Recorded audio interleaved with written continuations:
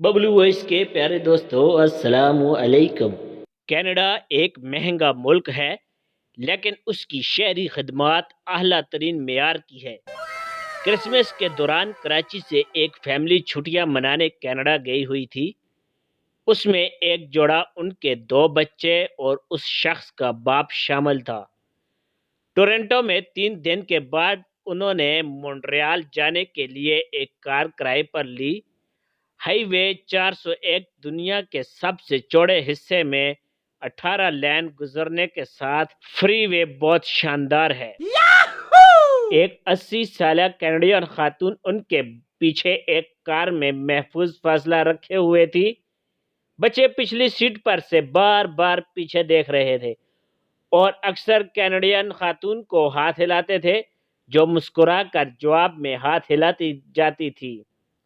اچانک کینیڈین خاتون نے دیکھا کہ ایک بوڑھے کا سر پچھلی سیٹ کی کھڑکی سے باہر نکلا اور اسے خون کی کے ہو رہی تھی۔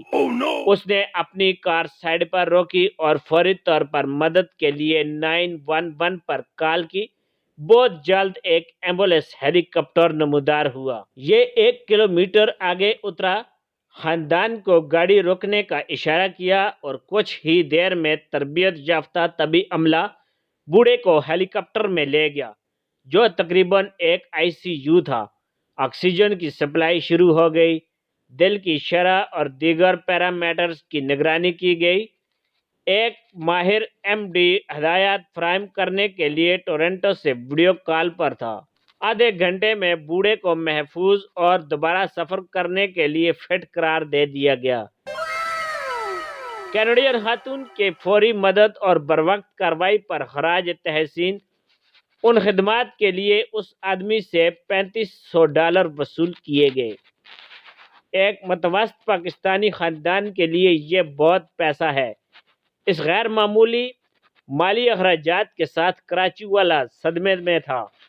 اس نے اپنے والد کو بڑی افسردگی سے کہا، ابا جی، پان کھا کر باہر تھوکنے کی کیا ضرورت تھی؟